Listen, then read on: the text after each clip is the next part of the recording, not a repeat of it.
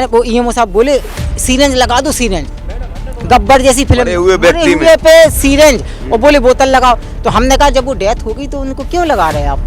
बोले कि वो तो तुम कौन होते हो, मैं डॉक्टर हूँ, मैं करूँगा इलाज।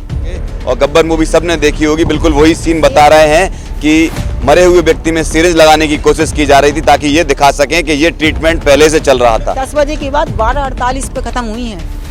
3 घंटे वो तड़पती नहीं, भैया पीठ को ऐसे कर दो, ये कर दो, गला ऐसे हो रहा। तब तक कुछ नहीं किया, 3 घंटे से कोई नहीं आया, सिर्फ ऑक्सीजन लगाई। नमस्कार, आप देख रहे हैं द झांसी न्यूज़। मैं हूं शाहरुख।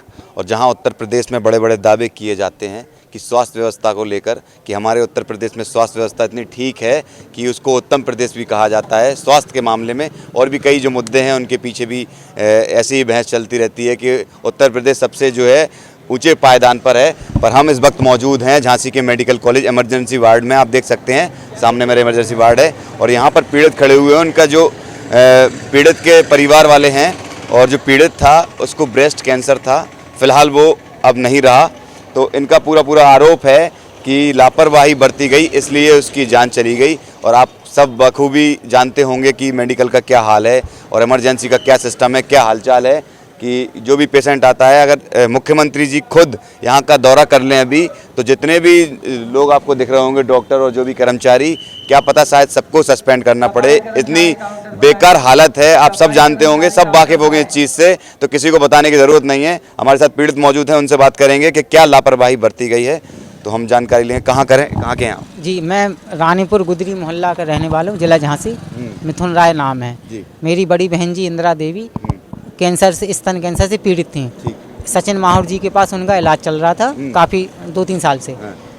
तो कल रात में वो ज़्यादा उनको दिक्कत हुई, तो हम लोग सुबह एम्बुलेंस के जरिए 108 के एम्बुलेंस के जरिए आए और सचिन माहौर जी को फ़ोन किया। तो वो बोले कि डायरेक्ट भर्ती नहीं होंगे, आप इमरजेंसी में भर्ती करा लीजिए, कैंसर विभाग में इसका वो ऑक्सीजन की व्यवस्था नहीं है। तो मैंने 10:30 बज के, ये पर्चा है 10:34 पे मैंने उनको भर्ती कराया।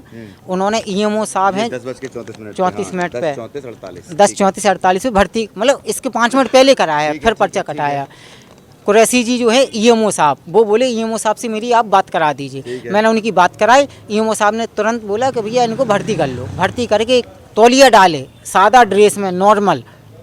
एक आदमी था, वो अपने आप को वार्ड बॉय बता रहा था, लेकिन वार्ड बॉय की ड्रेस अलग होती है, सब पहचान जाते हैं नर्स कौन है, वार्ड बॉय कौन है, डॉक्टर। वो नॉर्मल आदमी लग रहा था। वो आया, उसने ऑक्सीजन लगा दी। ऑक्सीजन के बाद 10:30 के बाद 12:48 पे मेरी दीदी डेथ करी। उस समय तक ईएमओ साहब को ना, क्या उम्र थी दीदी की?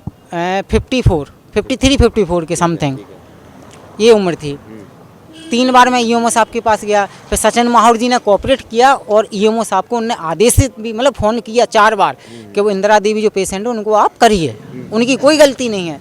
मेन गलती ईएमओ जो कुरैशी जी हैं, उनने डॉक्टर को बोला। तो हम डॉक्टर के पास गए, डॉक्टर बोली वो मेरा केस है ही नहीं, वो कैंसर का केस है, वो जानेंगे।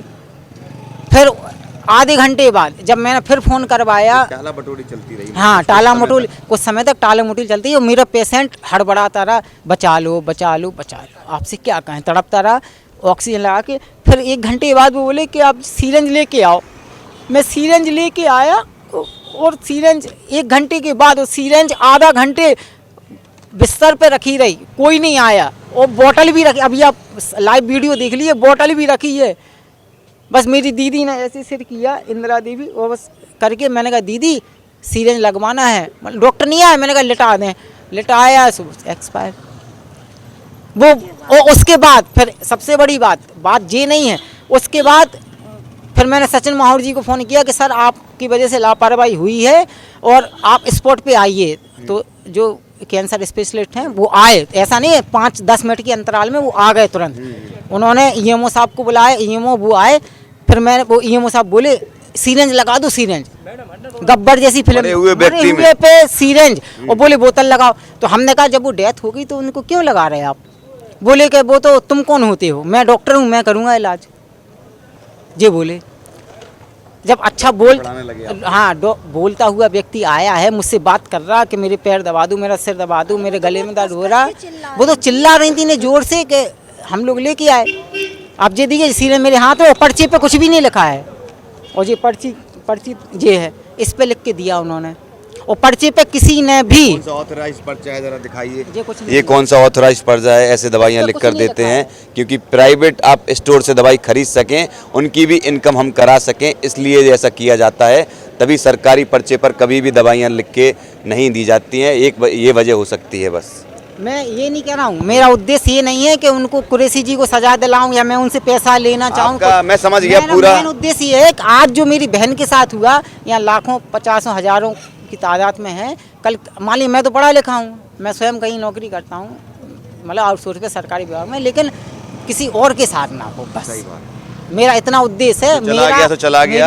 वो इतना चाहते हैं कि जो व्यवस्था है वो दुरुस्त हो जाए, ताकि जो हमारे साथ हुआ है वो किसी और के साथ ना हो। आप सब वाकिफ होंगे और गब्बर मूवी सबने देखी होगी, बिल्कुल वही सीन बता रहे हैं कि मरे हुए व्यक्ति में सिरिंज लगाने की कोशिश की जा रही थी, ताकि ये दिखा सकें कि ये ट्रीटमेंट पहले से चल रहा था। ये पूरी कहानी थी, आप देख सकते हैं। और परिवार इस टाइम पे, हाँ, 26 नवंबर 2021 को माननीय मुख्यमंत्री योगी जी द्वारा मुझे सम्मानित भी किया गया था। किस चीज में? ये जो कोरोना में मैंने काम किया था उस वजह, सफाई कर्मचारियों में, सफाई में नहीं, वार्ड बॉय वगैरह में। वार्ड बॉय, अरे काउंटर, मोमोस काउंटर पे, उस पे अच्छा, जो दिया जा रहा है कि काम करने वो के सम्मान का क्या करेंगे? कहाँ लेके जाएंगे कि भाई मैं सम्मानित हूँ मुख्यमंत्री से, मेरे साथ ऐसा हो रहा है, तो आम जनता के साथ क्या क्या हो रहा होगा? मेरे पास आई कार्ड है, बड़ा बोर्ड है, सब कुछ है। हाँ। मुझे किसी को सजा नहीं दिलानी है, बस इतना है कि मैं इतना कहता हूँ आपकी न्यूज़ के जरिए कि आज जो मेरे साथ हुआ है, मेरी बहन तो चली गई, आज नहीं, उनको 6 महीने, 1 साल, 2 साल बाद जाना था, लेकिन किसी और के साथ ना हो, बस। मैं अभी चाहूँ लापरवाही क्यों पर? EMO साहब अभी जेल चले जाएंगे 5 मिनट के अंदर, डायरेक्ट मैं DM साहब, SSP साहब को भी फ़ोन कर सकता हूँ, लेकिन अब पहला केस थोड़ी है। आप कैसे तमाम केस हमने देखे हैं। झांसी की बात कर रहे हैं हम, ये पीछे जो आपको हॉस्पिटल दिख रहा है, इमरजेंसी वार्ड, इसी की हम बात कर रहे हैं। ऐसे तमाम केस यहाँ पर आते हैं कि सबसे ज़्यादा पीड़ित शिकायत करते हैं कि भाई ऐसा ऐसा होता है हमारे साथ, एक पीड़ित हमको ये मिल गए हैं।